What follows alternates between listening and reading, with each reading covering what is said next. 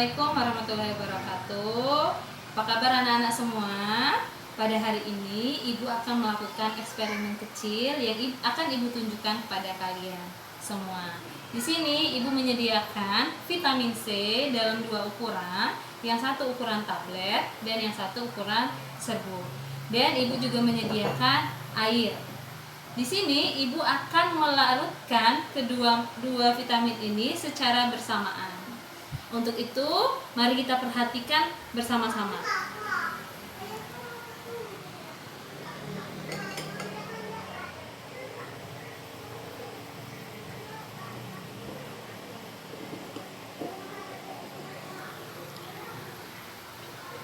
Sudah? Nah, sekarang Ibu akan memberikan pertanyaan pada kalian. Apa yang terjadi pada kedua gelas ini? Larut, Bu. Oke, pada dua gelas ini semuanya larut. Kemudian, apa perbedaan antara gelas yang pertama dan gelas yang kedua? Yang kedua lebih cepat larut.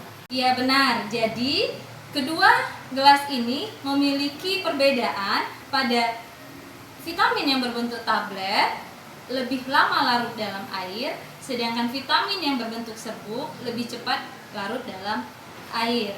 Sehingga bisa kita lihat bahwa vitamin yang berbentuk lebih besar itu akan lebih lama larut dalam air.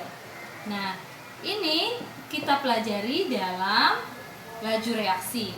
Adapun laju reaksi itu dipengaruhi oleh beberapa faktor, antara lain luas permukaan, suhu, konsentrasi, dan katalis. Nah, itulah yang nantinya akan kita pelajari. Selanjutnya, Ibu akan menjelaskan tentang faktor-faktor yang mempengaruhi laju reaksi. Antara lain, yang pertama, konsentrasi. Semakin tinggi konsentrasi, maka semakin banyak molekul rentan yang tersedia. Dengan demikian, semakin besar pula tumbukan yang akan terjadi, sehingga mempercepat terjadinya reaksi. Jadi, semakin tinggi konsentrasi, maka laju reaksi juga akan semakin cepat. Yang kedua, suhu. Apabila suhu reaksi dinaikkan, maka menyebabkan partikel semakin aktif bergerak, sehingga tumbukan semakin sering terjadi dan laju reaksi semakin besar. Sebaliknya, apabila suhu diturunkan, maka partikel semakin tak aktif, sehingga laju reaksi semakin kecil.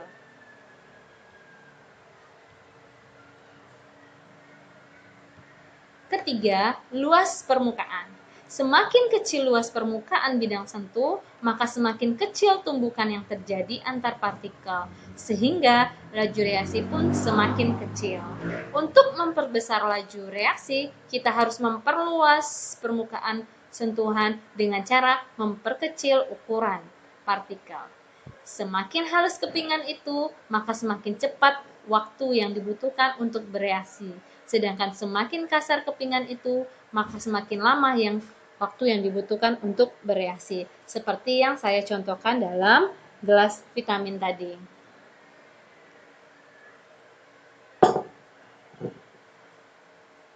Vitamin yang berbentuk tablet memiliki ukuran yang lebih besar, sehingga luas permukaannya semakin kecil. Sedangkan serbuk vitamin C tadi, dia lebih halus, ukurannya lebih kecil, sehingga luas permukaannya pun semakin besar. Sesuai dengan teorinya, semakin luas permukaan suatu zat, maka laju reaksi pun akan semakin cepat. Dan yang terakhir, yang mempengaruhi laju reaksi adalah katalis. Di sini, katalis adalah zat yang dapat mempercepat laju reaksi, tetapi zat itu sendiri tidak mengalami perubahan yang kekal.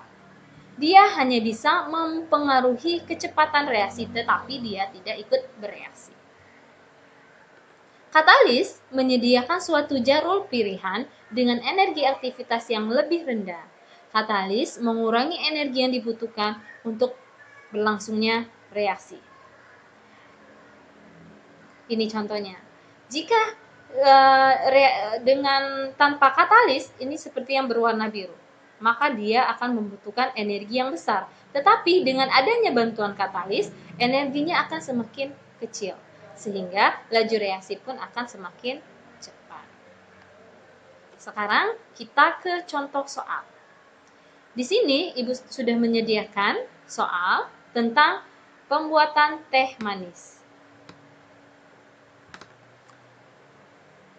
Soalnya, dalam kehidupan sehari-hari, pembuatan teh manis dengan menggunakan gula yang berbutir halus dengan air yang suhunya panas akan lebih cepat dibandingkan dengan menggunakan gula dengan ukuran besar, seperti misalnya gula batu dan dengan menggunakan air dingin.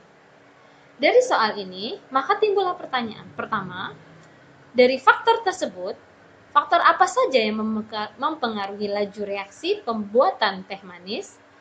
Jelaskan dengan teori tumbukan. Pertanyaan kedua, setiap kenaikan suhu sebesar 10 derajat Celcius, waktu pelarutan 2 sendok gula dalam air teh akan berlangsung 2 kali lebih cepat jika reaksi pelarutan pada suhu 80 derajat Celcius akan berlangsung selama 2 menit. Berapa lama waktu yang diperlukan untuk melarutkan gula apabila suhu air teh 100 derajat Celcius? Oke, ini soal yang akan kalian kerjakan, diskusikan bersama. Jadi, akan ada dua faktor yang akan menjawab atau yang menjadi solusi dari pertanyaan ini yang sebelumnya sudah saya sampaikan pada materi yang tadi. Silakan saya beri waktu untuk kalian. Oke, kita akan bahas bersama-sama soal tentang pembuatan teh manis. Pertanyaan yang pertama, dari faktor tersebut, faktor apa yang mempengaruhi laju reaksi? Jelaskan dengan teori tumbukan. Dari soal terlihat bahwa ada dua buah faktor yang mempengaruhi laju reaksi, yaitu luas permukaan, di mana soal ini membandingkan gula yang berbentuk halus dan gula yang berbentuk batu. Gula yang berbentuk halus memiliki luas permukaan yang lebih besar, sehingga tabrakan tumbukan antar partikel semakin cepat sehingga membuat laju reaksi pun akan semakin cepat. Faktor yang kedua yaitu suhu. Pada air yang pertama itu dilarutkan pada suhu yang panas dan yang kedua dilarutkan dengan air.